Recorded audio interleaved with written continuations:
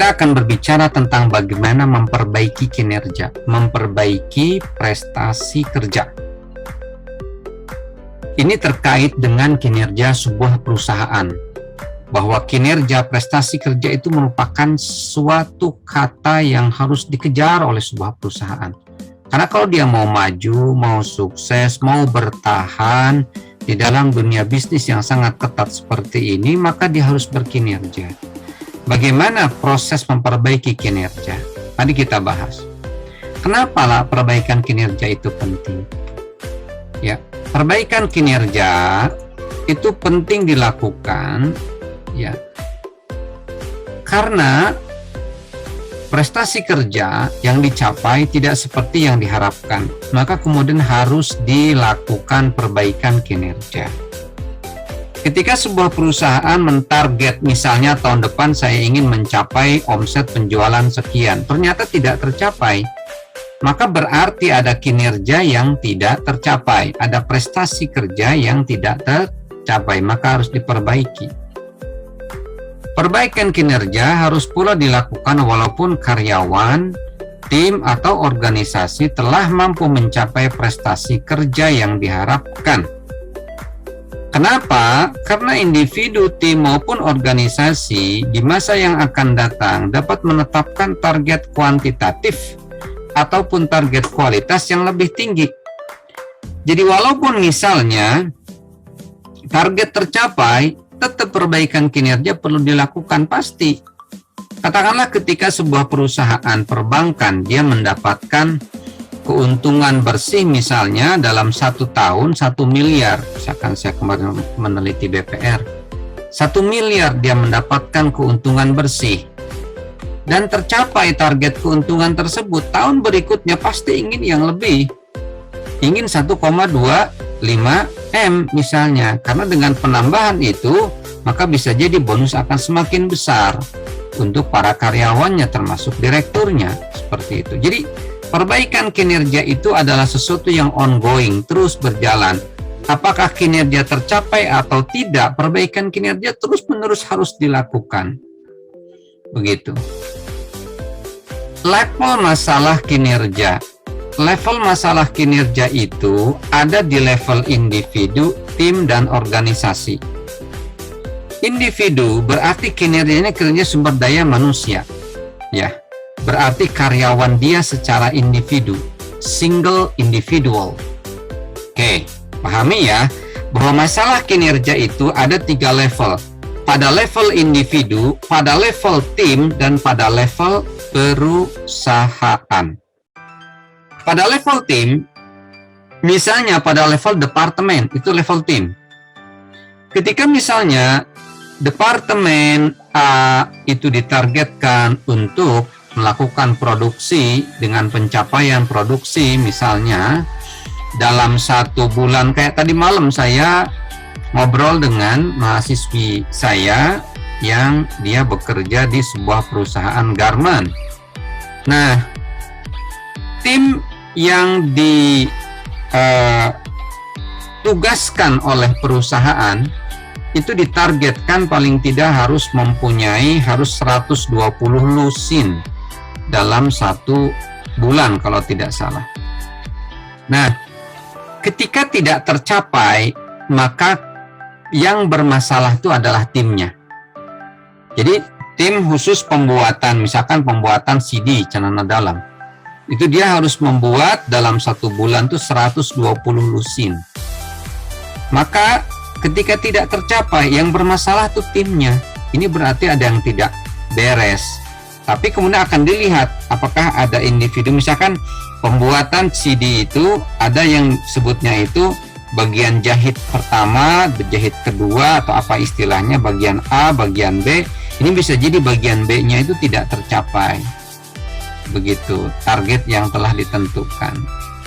Dan kemudian yang ketiga adalah kinerja organisasi.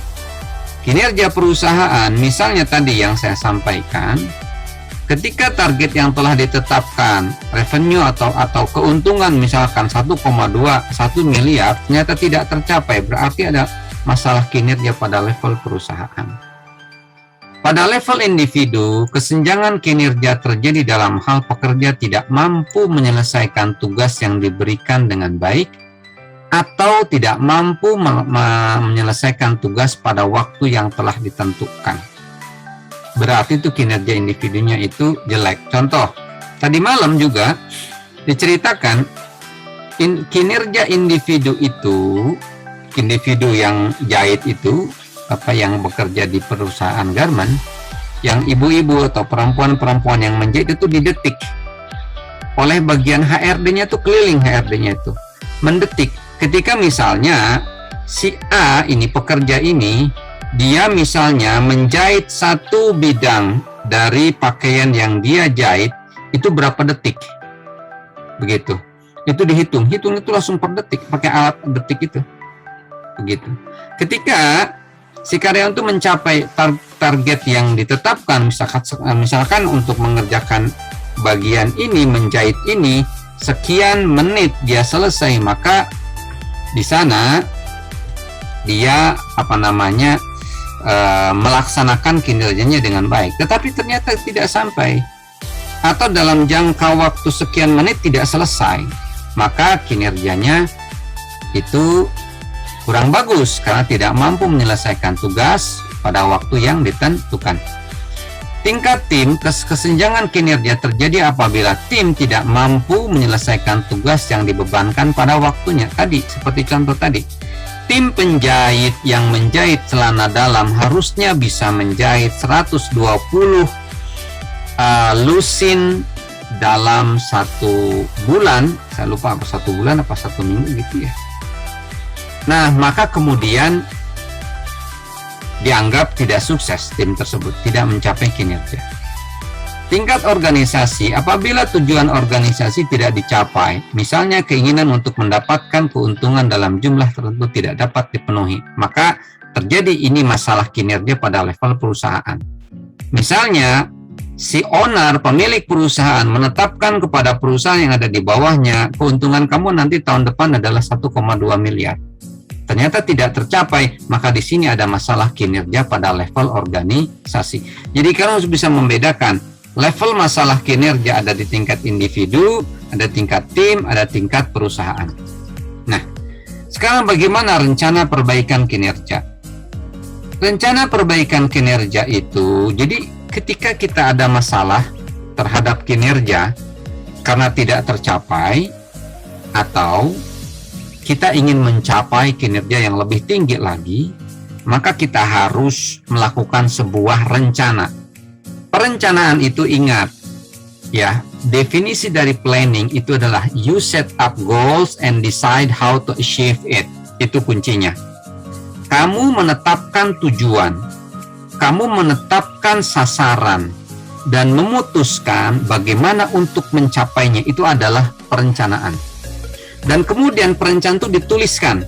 Oke, bagaimana perbaikan kinerja ke depan? Rencana kita harus apa? Oh, kita harus misalnya melakukan training dulu terhadap karyawan, agar karyawan semakin mahir mengerjakan pekerjaannya. Oh, misalnya kita harus menambah jumlah mesin. Oke. Kemudian, oh, kita harus melakukan ini agar kita bisa mencapai tujuan ini, gitu. Itu diantaranya melakukan perencanaan. Ya, bentuknya nanti akhirnya adalah dokumen sebuah rencana.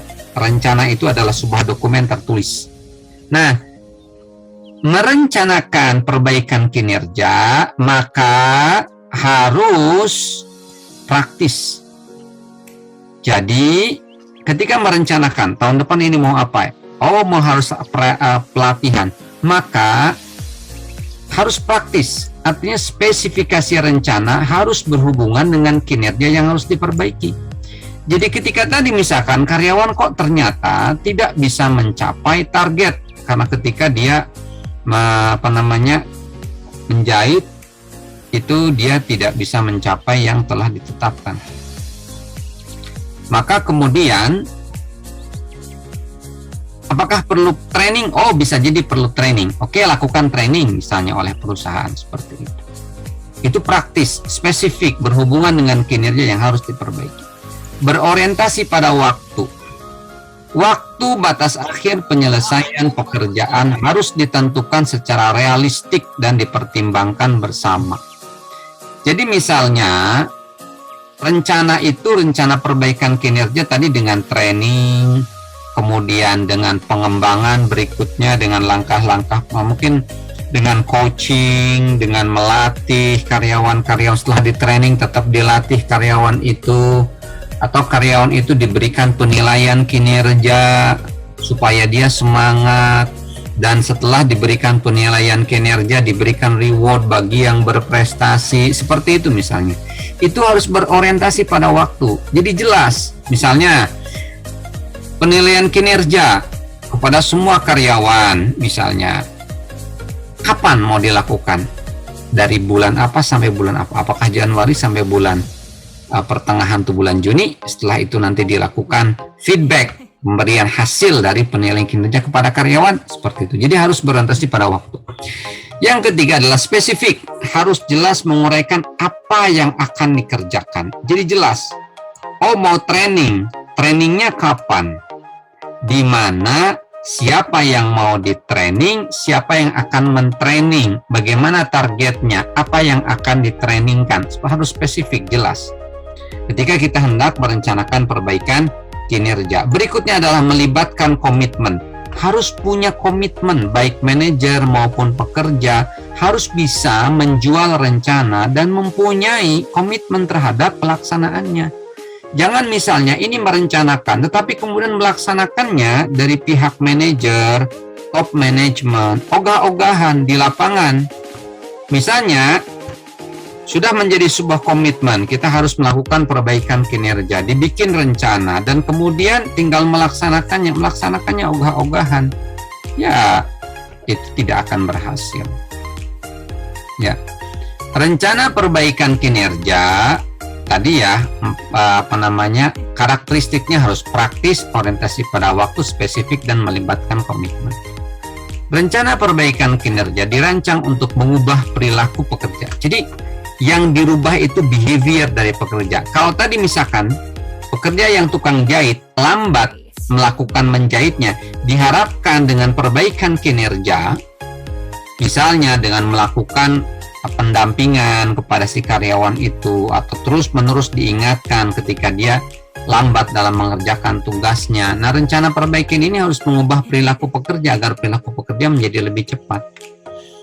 Untuk perubahan perilaku pekerja ada 5 persyaratannya, ya. Jadi untuk merubah perilaku seseorang itu ada persyaratannya. Tolong perhatikan. Yang pertama adalah ada keinginan, ada desire. Ya. Terdapat keinginan dari pekerja sendiri untuk berubah.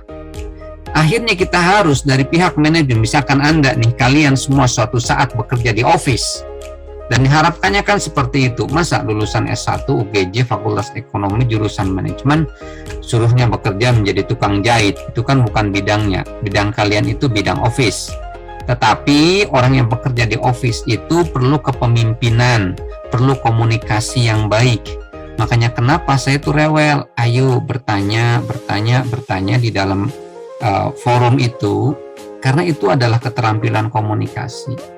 Nah, ketika Anda misalnya menjadi bagian dari manajemen, ingin merubah perilaku karyawan yang tadinya kerjanya lambat, ingin dibikin cepat, maka harus diciptakan keinginan dari karyawan untuk berubah.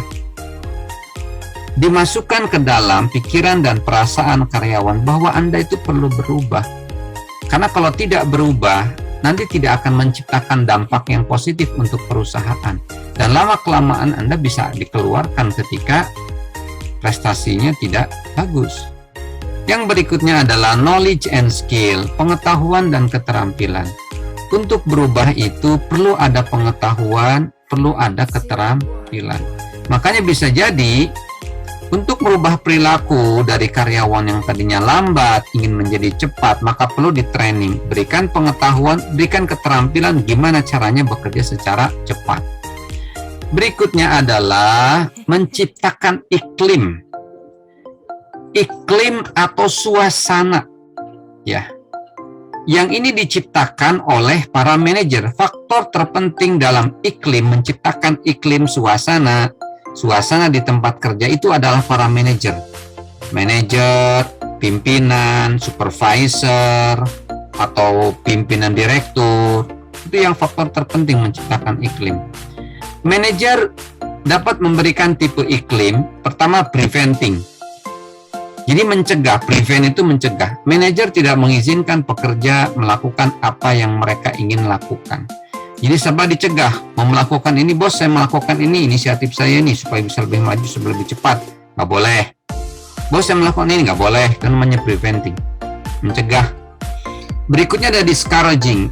Tidak mendorong keberanian pekerja untuk melakukan tindakan apabila tidak diperintah. Jadi tidak mendorong inovasi, tidak. Jadi cenderung discourage itu mengecilkan hati. Menakut-nakut misalkan, energinya ngomong begini, jangan macam-macam, udah kamu kerja biasa-biasa aja. Gak usah macam-macam, gak usah berpikir apa, udah lakukan aja apa yang harus kamu lakukan. Itu namanya discouraging. Ya, pemimpin yang mengecilkan hati. Berikutnya adalah neutral. Manajer yang menyerahkan pada pekerja untuk menentukan sikapnya sendiri, untuk menentukan perilakunya sendiri. Jadi ya udah aja, melakukan apa ya udah, program kerja jalankan, ya diam aja, ya ACC gitu aja. Itu yang juga sebetulnya tidak menyenangkan juga buat si karyawan yang punya semangat untuk maju. Berikutnya adalah encouraging. Encouraging itu justru mendorong pekerja untuk mengembangkan prakarsa, untuk mengembangkan inisiatif. Itu yang bagus. Requiring, manajer yang bersedia membantu meningkatkan kemampuan dan kinerja pekerja. Jadi dia siap untuk membantu requiring. Ya, yang ini yang bagus, encouraging and requiring. Dia siap untuk membantu meningkatkan kemampuan dan kinerja dari pekerja. Nah, untuk menciptakan iklim, maka nih ya. Jadi untuk merubah perilaku, ingat, pertama keinginan, dua knowledge and skill, yang ketiga iklim, ya. Iklimnya harus encouraging and requiring. Bisa menciptakan iklim untuk maju dan iklim untuk siap si manajer memberikan bantuan. Nah, ini yang dua ini yang harus ditanamkan oleh si para manajer. Berikutnya untuk merubah perilaku itu ada help and support. Ada bantuan dan dukungan. Jadi dibantu misalkan bagi karyawan yang belum bisa bekerja secara cepat, dibantu. Gimana caranya agar dia bekerja cepat. Disupport, didukung. Ketika dia ada masalah, kemudian dia curhat, maka kemudian didengarkan, dicarikan solusinya. Berikutnya adalah rewards atau penghargaan. Jadi ketika si karyawan nggak bisa bekerja dengan cepat, maka diberikan reward ketika dia bisa bekerja dengan cepat. Bagi yang bisa menyelesaikan pekerjaan lebih cepat dari waktu yang biasanya, kita kasih tambahan bonus, misalkan seperti itu. Jadi itu ya 5 syarat. Ini bisa diterapkan di dalam kehidupan kita. 5 syarat untuk kita bisa merubah perilaku. Ada keinginan dari orang yang kita harapkan berubah. Ada pengetahuan dan keterampilan. Ada iklim yang diciptakan oleh kita, oleh para manajer. Kemudian ada bantuan dan support, dan ada reward. 5 itu. 5 kriteria program perbaikan kinerja. Pertama, program harus sesuai dengan karakteristik organisasi. Program perbaikan kinerja, ya. Program perbaikan kinerja bagi perusahaan ini, misalkan perusahaannya retail, jualan. Kayak tadi malam juga di antara mahasiswi saya ada yang presentasi tentang bagaimana manajemen kinerja di perusahaan dia, yang mana perusahaan itu adalah perusahaan penjual kerudung, pakaian muslimah, yang jumlah tokonya ada sekitar 68 apa 60 berapa gitu, ada 60-an toko. Nah, ketika misalnya perusahaan ini tidak mencapai target yang diinginkan, atau satu toko tidak mencapai target yang diinginkan, maka kemudian harus ada perbaikan kinerja ke depan. Nah, program perbaikan kinerja ini harus sesuai dengan organisasi. Jadi kalau organisasinya itu adalah bidang retail, ya, penjualan, maka program perbaikan kinerjanya ya harus disesuaikan. Misalnya, adanya training, berarti training apa? Training untuk melayani customer, sesuai, karena memang bidang organisasinya adalah pelayanan customer. Berikutnya program dikomunikasikan, disampaikan kepada karyawan. Kemudian program itu dijual, artinya program ini harus menjadi sesuatu yang menarik bagi manajemen dan bagi karyawan. Gitu. Reviewer dilatih yang akan mereview kinerja nanti, apakah ini berhasil atau tidak, itu harus terlatih orangnya sehingga bisa menyimpulkan, oh ini pencapaian kinerja sesuai dengan yang diharapkan. Dan kemudian dibangun kontrol yang tepat, kontrol yang sesuai. Kontrol yang sesuai, ya bagaimana strategi kontrol yang tepat? Ya tentu saja kontrol yang memang ketat, tetapi juga tetap menghargai kepada karyawan. Kontrol yang bukan kontrol yang keras, bukan, tetapi kontrol yang ketat, tetapi juga tetap menghargai harga diri karyawan, seperti itu.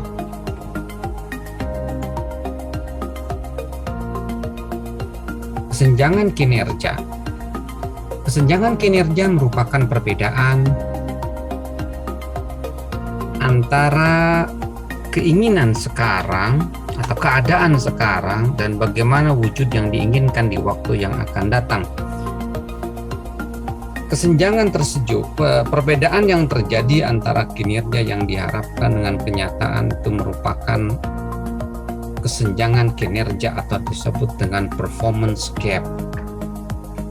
Jadi ada jarak, ada keinginan yang diharapkan, namun ada kenyataan yang terjadi.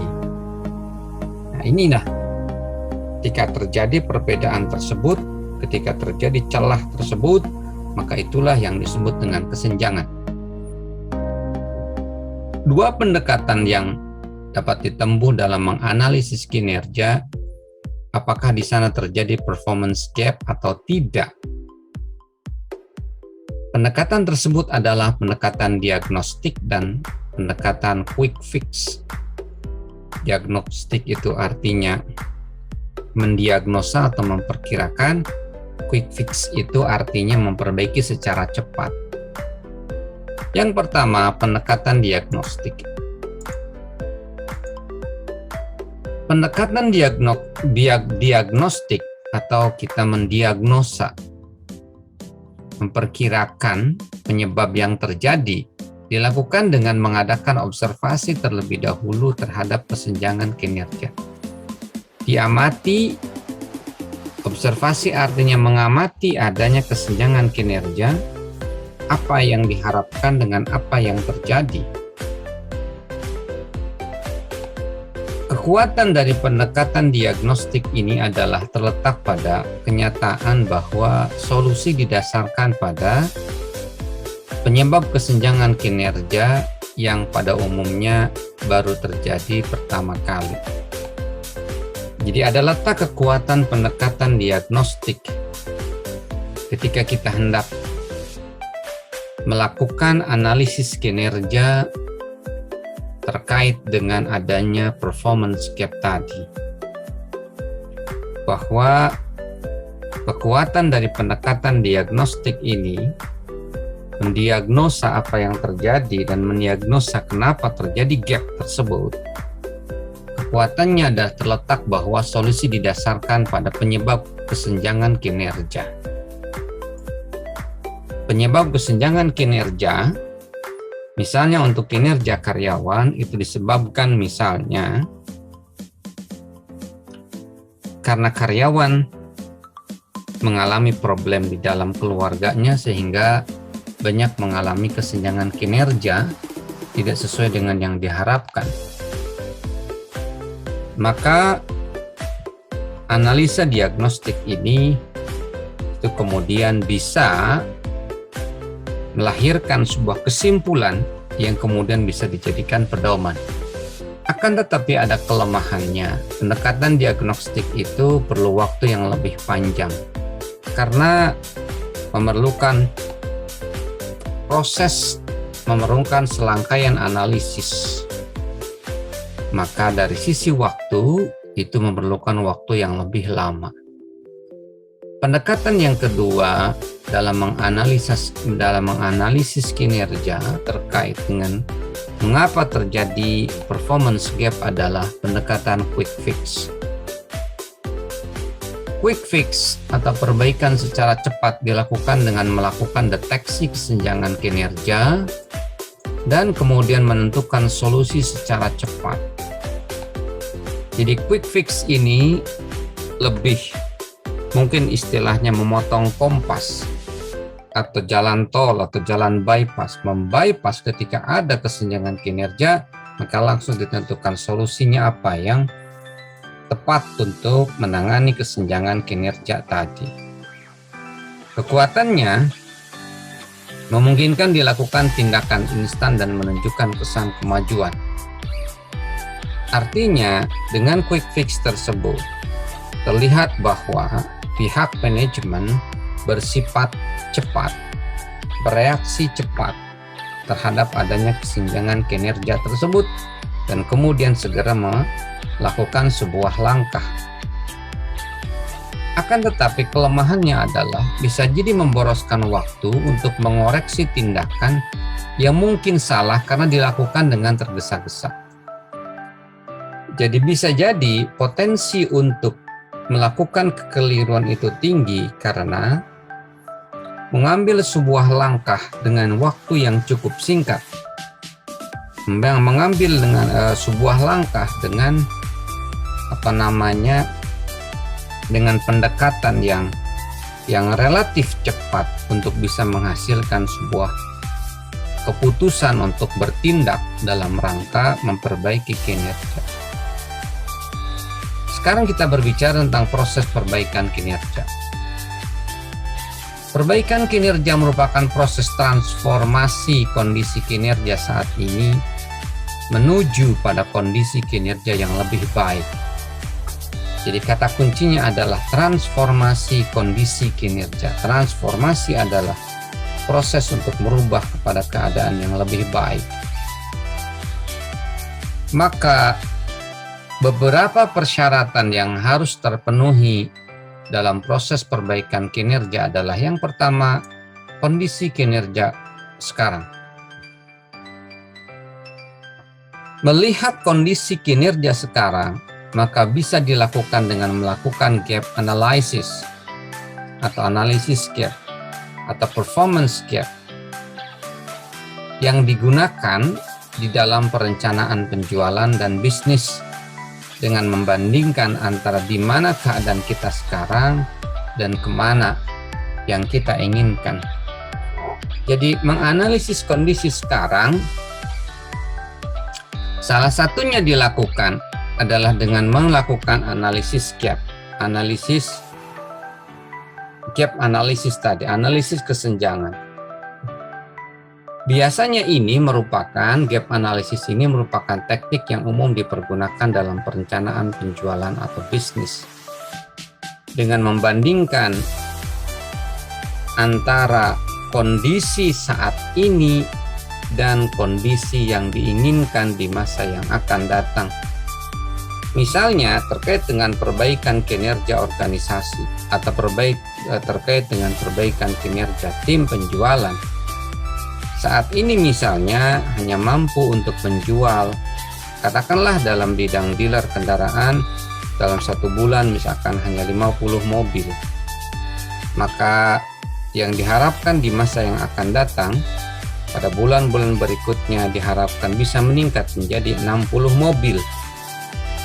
Maka ada analisis, di sana ada kesenjangan 10 kendaraan yang diharapkan bisa terjual dengan peningkatan dan perbaikan kinerja tadi.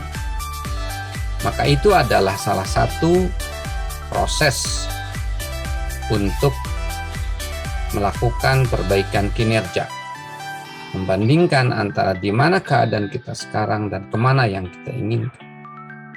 Yang kedua adalah kondisi kinerja yang diinginkan. Apabila kita telah membangun gambaran tentang keadaan sekarang, maka sebaiknya kita dapat merumuskan visi tentang keadaan yang diinginkan. Melanjutkan yang disampaikan dari nomor 1 tadi, bahwa setelahnya kita membangun gambaran tentang keadaan sekarang, melakukan analisis SWOT misalnya, dengan melakukan analisis SWOT.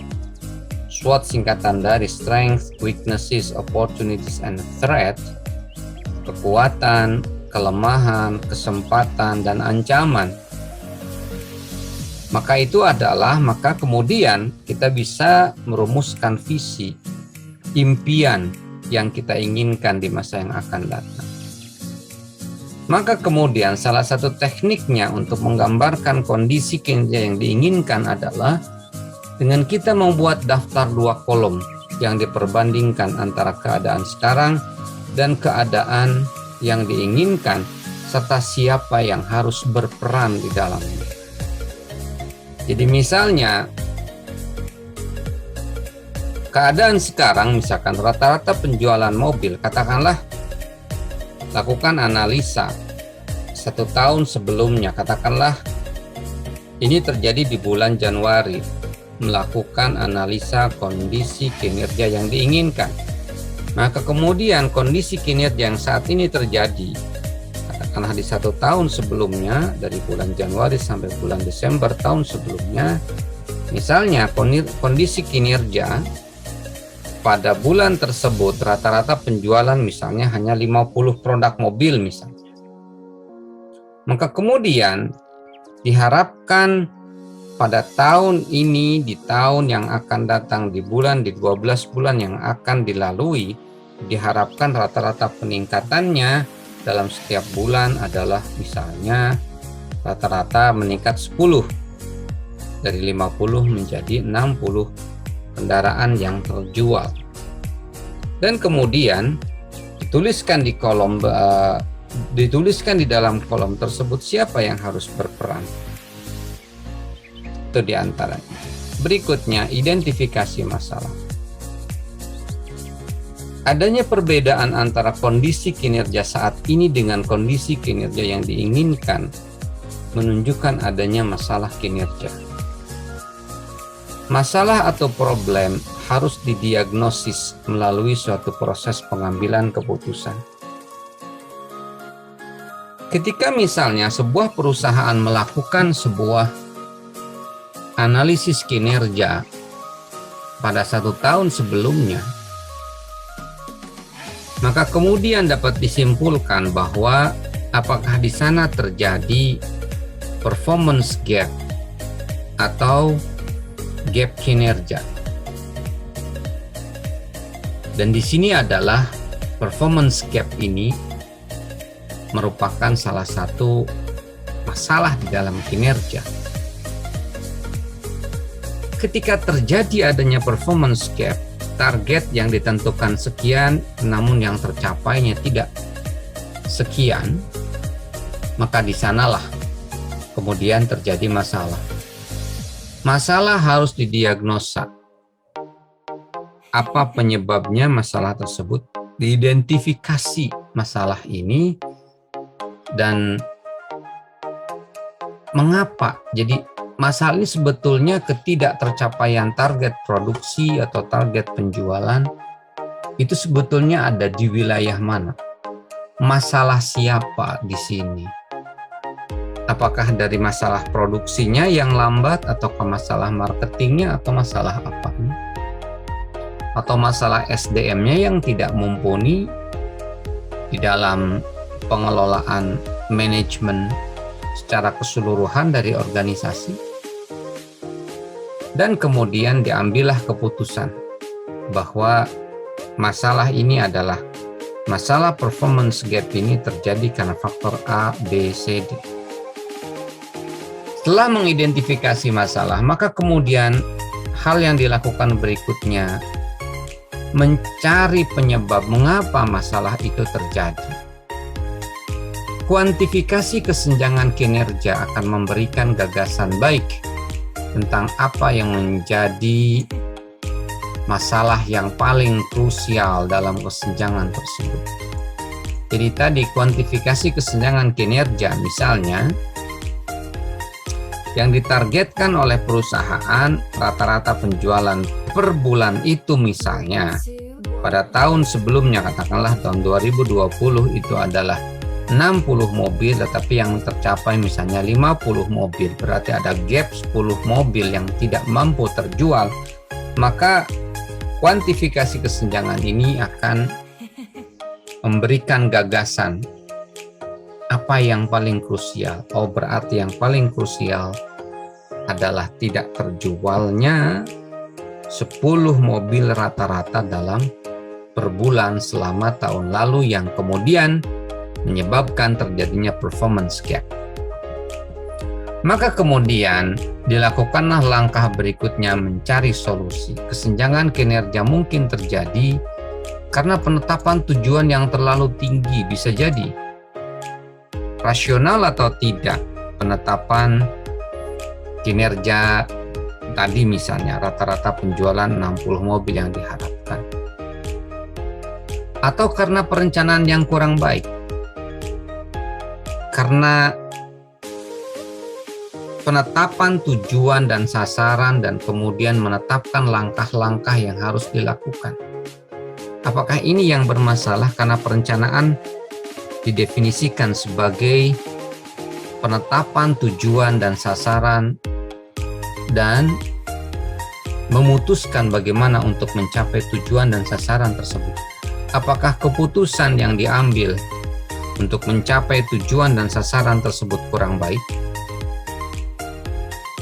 Atau apakah karena prosedur dan mekanisme kerja yang kurang mendukung sehingga pencapaian yang diharapkan tidak tercapai? Berikutnya adalah langkah selanjutnya mengidentifikasi kemampuan yang diperlukan. Agar solusi ini bisa dilaksanakan, maka perusahaan harus mengidentifikasi kemampuan-kemampuan apa saja yang diperlukan, sumber daya apa saja yang diperlukan. Robinson dan Robinson mendekati kebutuhan akan kemampuan ini dalam 3 tahapan. Jadi kebutuhan akan adanya kemampuan yang diperlukan untuk melakukan perbaikan kinerja. Di antaranya pertama adalah kebutuhan adanya partnership, kemitraan, partnership itu. Kebutuhan partnership ini dilakukan dengan pertama mengidentifikasi dan kemudian bermitra dengan pelanggan. Mengidentifikasi pelanggan-pelanggan kunci yang penting dan kemudian bermitra dengan pelanggan untuk bisa mencapai kinerja yang diinginkan. Bisa jadi bermitra dalam bentuk kita meminta saran dan masukan kepada pelanggan tentang bagaimana strategi atau cara untuk meningkatkan kinerja. Mengidentifikasi secara proaktif tujuan bisnis dan inisiatif kinerja. Jadi partnership, kemitraan ini bisa jadi kemitraan yang terjadi antara pihak perusahaan dengan pelanggan, atau kemitraan antara manajer dengan karyawan untuk mengidentifikasi secara proaktif tujuan bisnis. Apakah tujuan bisnis ini sudah realistis? Apakah target-target bisnis ini sudah sesuai dengan keadaan yang sebenarnya dan sesuai dengan kondisi sumber daya yang dimiliki? Berikutnya, tahapan partnership atau kemitraan ini adalah senantiasa responsif terhadap permintaan akan bantuan. Dari segala lini, baik dari lini manajemen atau lini karyawan, maka salah satu kemampuan yang diperlukan untuk bisa melakukan sebuah perbaikan kinerja dari bidang partnership adalah dengan senantiasa responsif terhadap permintaan akan bantuan. Misalnya permintaan bantuan dari klien terhadap perusahaan, maka direspon dengan cepat. Berikutnya, inisiatif menyelenggarakan rapat terkait dengan proyek. Jadi adanya meeting, briefing, kemudian konsolidasi, koordinasi terus dilakukan oleh pihak manajemen, baik dengan karyawan atau mungkin dengan pihak-pihak luar, dalam rangka mengidentifikasi masalah, kemudian mencari solusi masalah, dan kemudian merencanakan perbaikan dan pelaksanaannya. Yang kedua adalah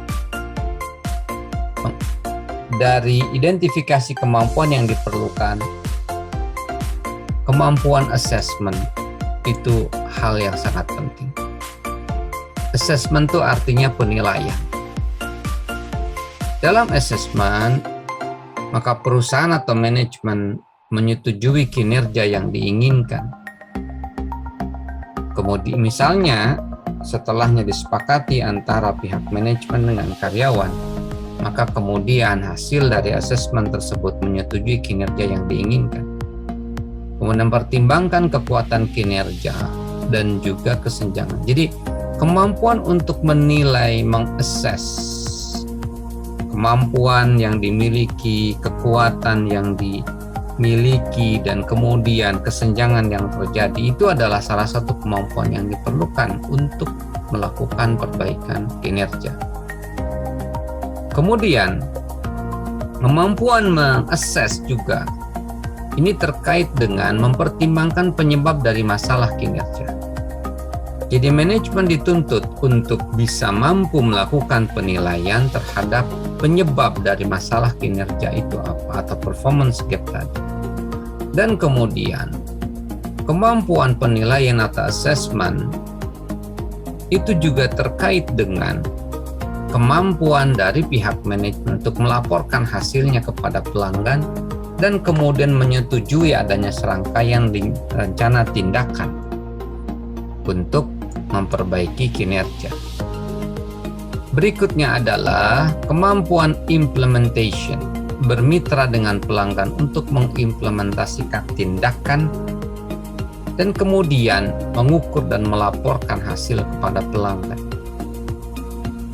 Ketiga kemampuan tadi, partnership, assessment, partnership, berpartner dalam mengidentifikasi masalah dan bermitra dengan mengidentifikasi pelanggan, kemudian bermitra dengan pelanggan.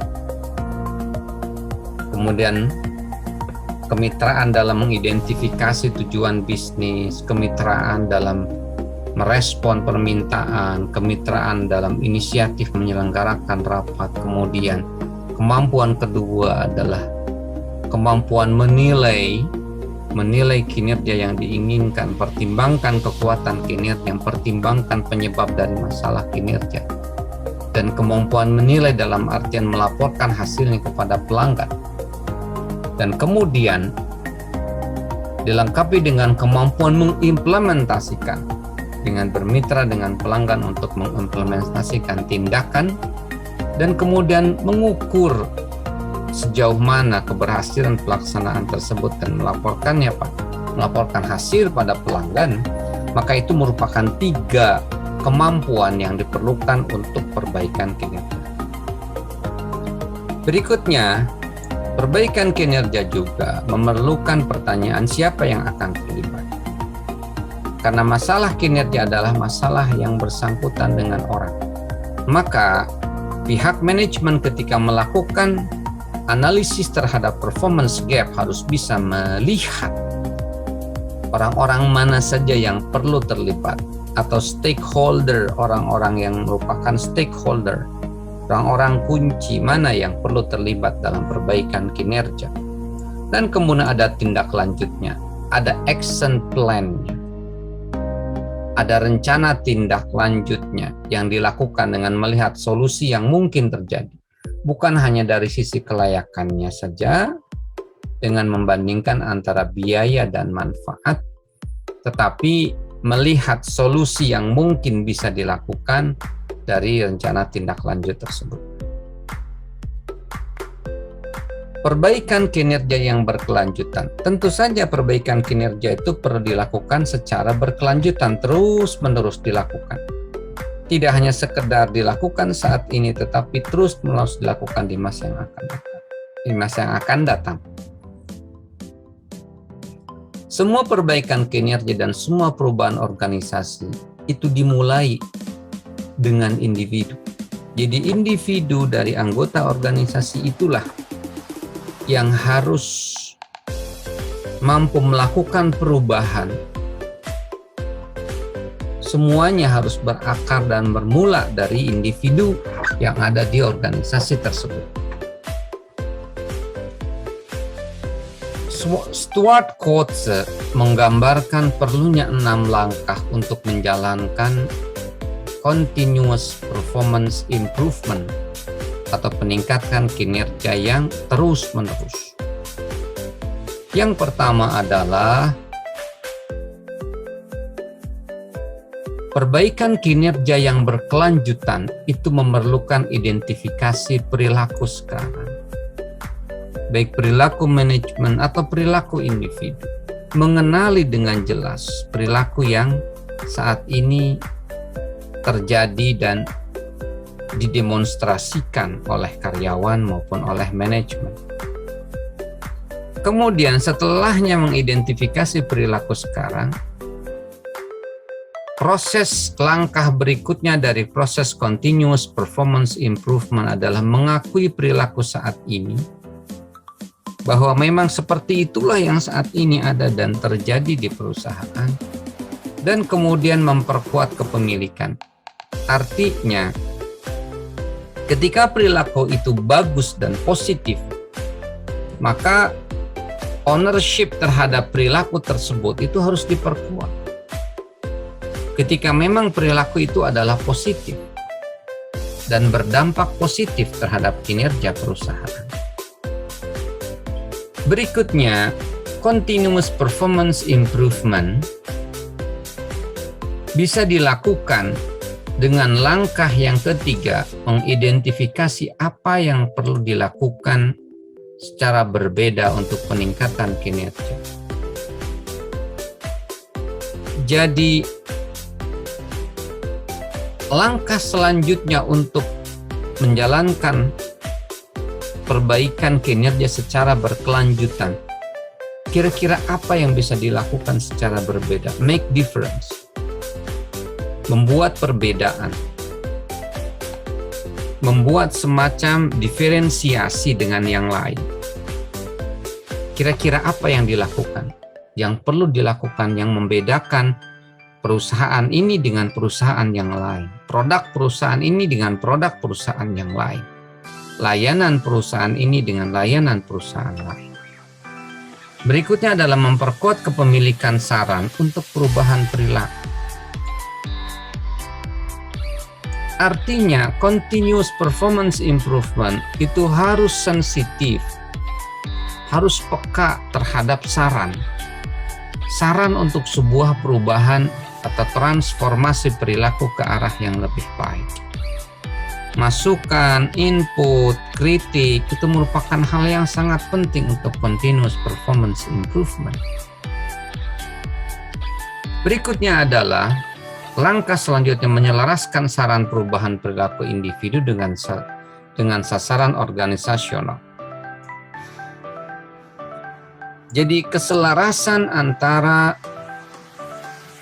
saran dari luar misalnya tentang perubahan perilaku individu itu harus selaras juga dengan sasaran dari perusahaan. Misalnya terjadi saran misalnya dari pihak klien, diharapkan misalnya layanan dari perusahaan, contoh perusahaan konsultan ini diminta untuk lebih proaktif dan lebih ramah dari para karyawan-karyawannya diminta untuk lebih ramah dan lebih responsif terhadap kebutuhan klien. Maka langkah yang harus dilakukan oleh pihak perusahaan atau manajemen adalah menyelaraskan saran perubahan perilaku tersebut. Saran adanya perbaikan dari sisi responsiveness terhadap kebutuhan klien dan keramah tamahan dari pihak karyawan, maka ini harus diselaraskan dengan sasaran organisasional. Artinya, diselaraskan dengan sasaran organisasional. Misalnya mempunyai target dari perusahaan ini untuk mencapai tingkat kepuasan maksimal dari klien, maka saran perubahan ini harus selaras dengan sasaran organisasional. Dan ketika memang sasaran organisasionalnya dalam mencapai kepuasan yang maksimum dari klien, maka saran perubahan perilaku untuk lebih ramah tadi itu bisa selaras. Selanjutnya adalah mengukur level kinerja baru. Jadi setelahnya melakukan langkah-langkah dari A sampai E, maka kemudian langkah yang terakhir adalah mengukur level kinerja baru. Sejauh mana level kinerja baru itu, sejauh mana tingkat perbedaannya dengan level kinerja lama. Apakah tinggi, apakah sedang, apakah rendah. Ketika level kinerja baru itu tuh sangat tinggi, maka itu adalah sebuah pencapaian dan sebuah prestasi yang patut untuk mendapatkan apresiasi. Ini adalah gambaran dari apa yang disampaikan oleh Stuart Coetzee, ya, tentang bagaimana proses perbaikan kinerja yang berkelanjutan. Jadi setelahnya menilai, assessing atau measuring new level of performance, maka kemudian kembali kepada langkah awal benchmarking current behavior and performance. Kembali lagi mengidentifikasi perilaku dan kinerja saat ini. Terus berputar, prosesnya terus berputar dan berputar. Perbaikan kinerja berkelanjutan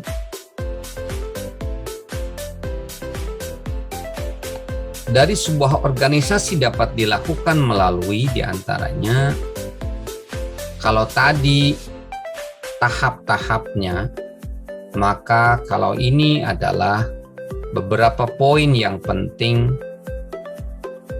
ketika kita hendak melakukan continuous performance improvement atau peningkatan kinerja yang berkelanjutan atau terus-menerus.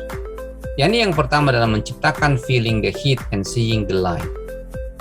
Feeling the heat, merasa panas, artinya menunjukkan perasaan tidak nyaman pada kondisi lingkungan saat ini, artinya selalu ingin berubah ke arah yang lebih baik. Dan seeing the light, melihat cahaya. Melihat cahaya di depan, yang artinya selalu ingin adanya perubahan-perubahan dan melihat adanya peluang untuk melakukan perubahan.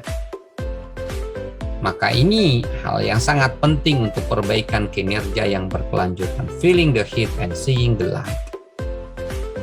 Berikutnya adalah melanjutkan satu langkah pada satu waktu.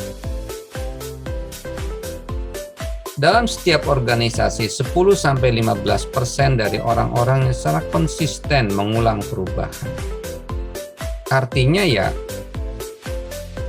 mengulangi perubahan seperti mengulangi hal-hal yang sudah dilakukan. Berikutnya, sekitar 10-15% menentang perubahan, dan sisanya sekitar 70-80% tidak menentukan dan hanya melihat apa yang terjadi. Jadi pembagian ini menunjukkan bahwa banyak sekali orang-orang dalam organisasi itu tidak berubah secara signifikan ke arah yang lebih baik, bertransformasi ke arah yang lebih baik. Karena hanya 10-15% mengulang perubahan. Perubahan yang sudah dilakukan diulang lagi. 10-15%-nya menentang, bahkan tidak mau berubah. Sementara mayoritas 70-80% tidak mau menentukan, tidak mau berubah. Ya hanya melihat-lihat aja apa yang terjadi. Menunggu apa yang terjadi. Jadi artinya ini netral, tidak melakukan apapun langkah-langkah untuk membuat sebuah perubahan. Continuous performance improvement memerlukan orang untuk memulai dan mendukung perubahan dan membantu mereka mendemonstrasikan keberhasilan.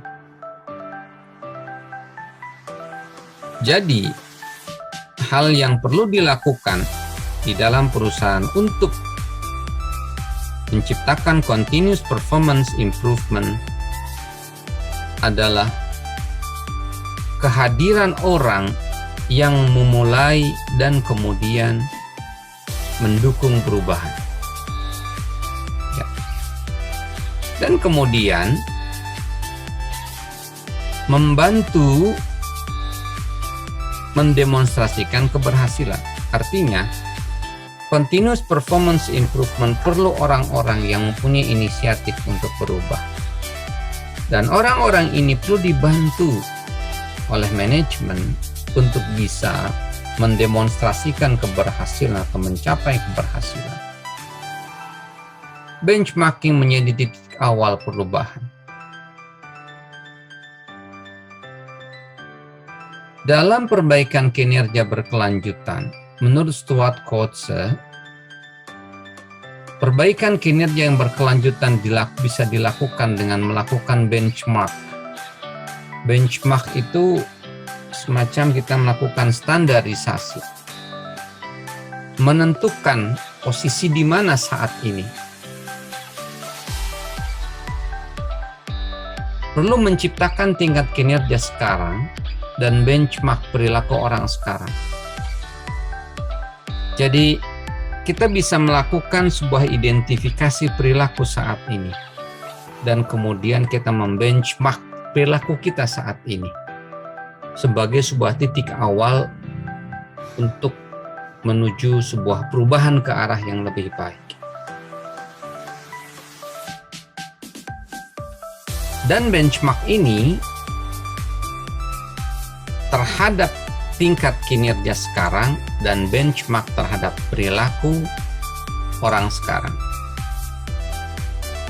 Selanjutnya, memfokuskan pada perilaku yang dapat diamati. Perilaku menentukan kinerja. Jadi untuk perbaikan kinerja yang berkelanjutan, maka manajemen perlu fokus pada perilaku yang dapat diamati, bukan perilaku yang tidak dapat diamati.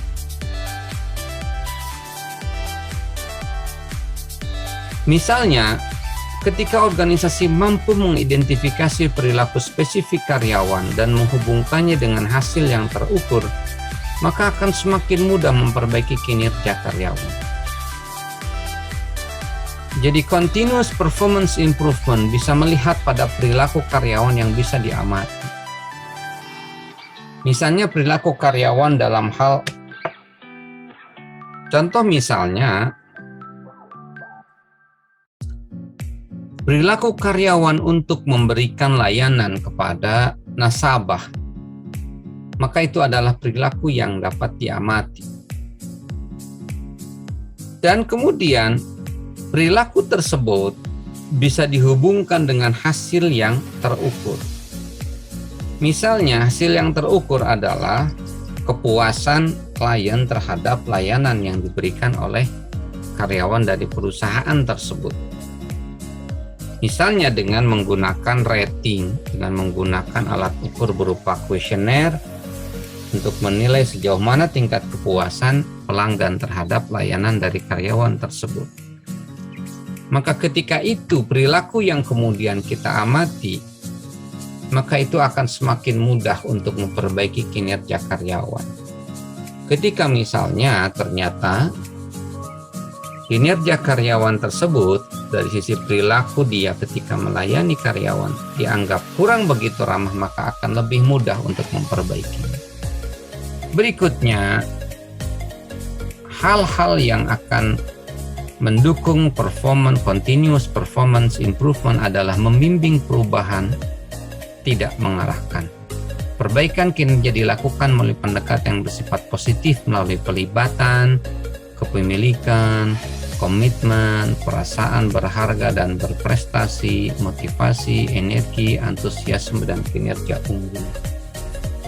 Jadi perubahan itu dilakukan dengan pendekatan yang positif,